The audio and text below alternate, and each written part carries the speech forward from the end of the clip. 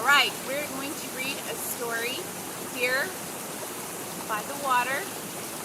This story is called Mousekin's Close Call. The story and the pictures are by Edna Miller. All right, Mousekin's Close Call.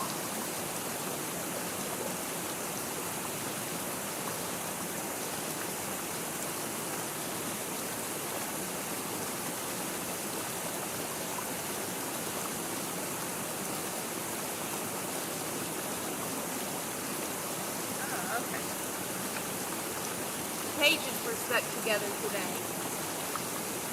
All right, here we go.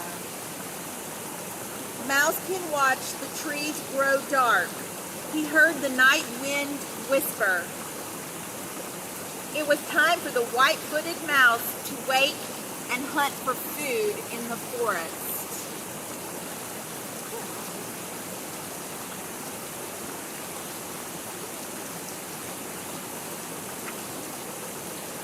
Before Mousekin could finish cleaning his coat and scamper outside his door, he heard a snapping of branches, a crash of leaves. It was a dreadful sound. In the green, dark shadows beneath him, Mousekin could see a fox circling and sniffing about. Another creature lying still, looking dead. The fox barked once, then turned around and disappeared into the forest. He would hunt a livelier dinner.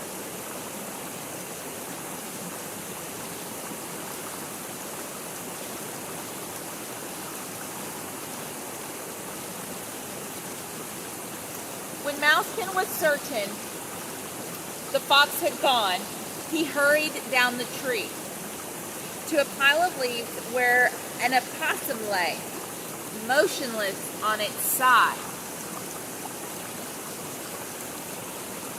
Its eyes were closed, its tongue hung limp between half-open jaws.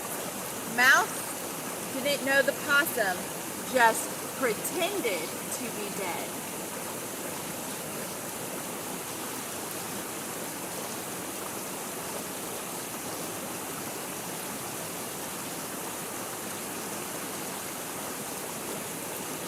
As he stretched to sniff the fallen creature, one bright eye opened wide, and then hiss.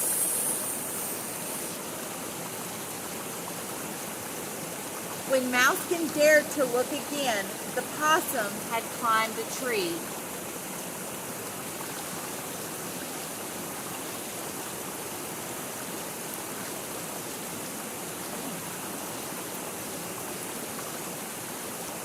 Mousekin had seen this trick played before. Often, animals pretended to be wounded or dead. They used this trick to fool other creatures who might want them for dinner. They weren't as fast as the white-footed mouse.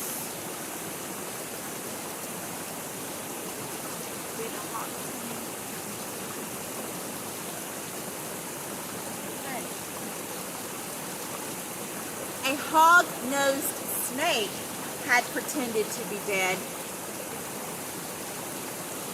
Then, like the possum, it had raced away when danger passed.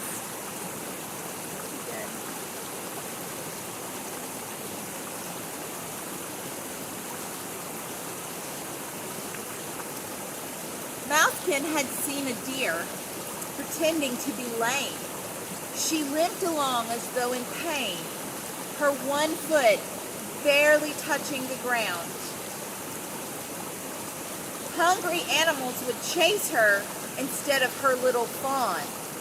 When she had led the creatures far and knew her fawn would be safe, she bounded away on all four legs.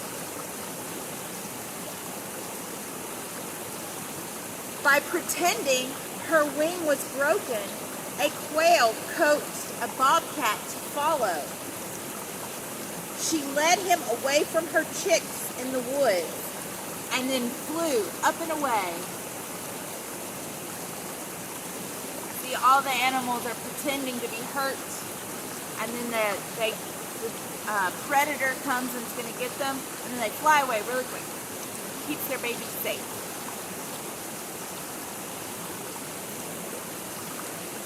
There was no need for Mousekin to pretend if a fox or a bobcat chased him. He was fast and he was small. He could duck and hide in tiny places. He could climb the highest tree. His large, bright eyes could see in the darkness. His silken ears could catch the smallest sound as he hurried through the forest to a pond.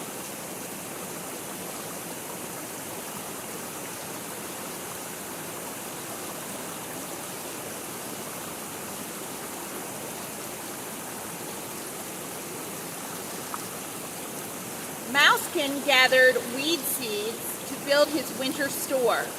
His adventure with the possum had kept him from his work. Night would soon be over, and a mouse must hide in the day.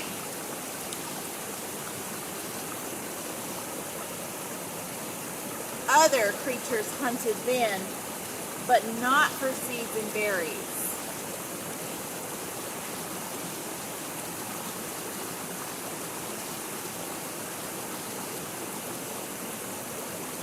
In the first pale light of day, a swamp sparrow called to Mousekin, warning him to hide.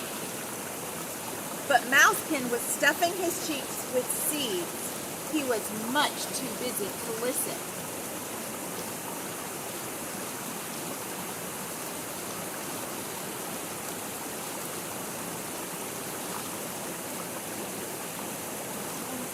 As Mousekin nibbled the fruit on the ground, a watching weasel sprang. Mousekin had not been looking.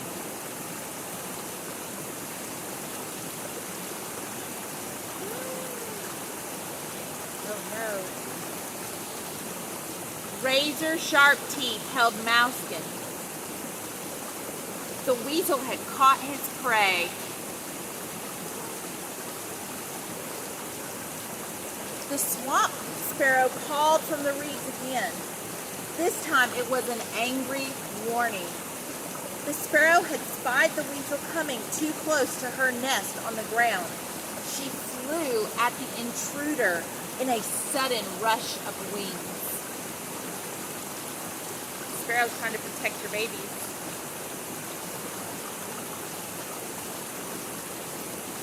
The fury of the bird's attack confused the hungry weasel. He couldn't fight back, holding on to his dinner. See, the mama bird is attacking, and the weasel's like, oh no, how do I fight against the bird when I'm holding my dinner? What do I do? What do I do? So dropping Mousekin, the weasel ran.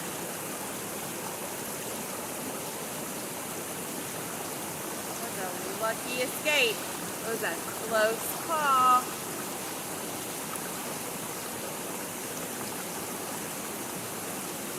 Mousekin lay still on a cover of leaves. His eyes were closed. He scarcely breathed. Mousekin was frozen with fear. He was not pretending.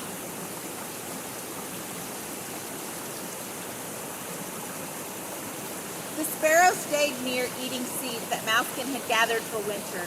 She was ready for flight or ready to fight if the weasel dare return. The sparrow had learned about danger from other creatures when she was young. Now she had only one strong leg to use when hopping near the pond. She wasn't pretending either.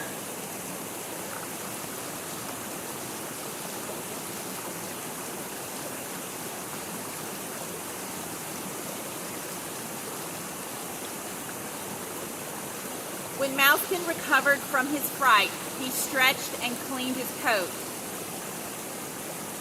A much wiser mouse for his close call.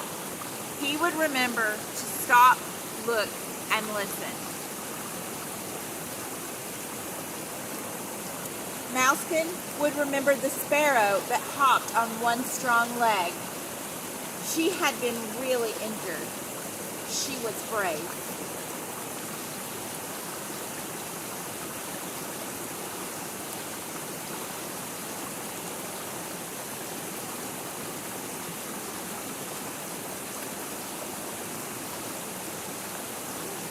The end.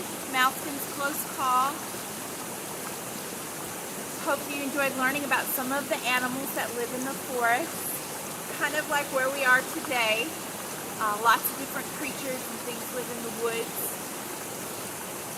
Right now, today I've seen a butterfly and some little bugs, but sometimes when I'm in the woods I see squirrels and sometimes even some deer. So the next time you're in the woods, I hope that you will look out for some creatures and maybe see some cool stuff. Alright, hope you're having a great day, and remember to always stop, look, and listen, and to be very careful, just like Mousekin, because you never know what kind of stuff is out there. Alright, take care. Bye.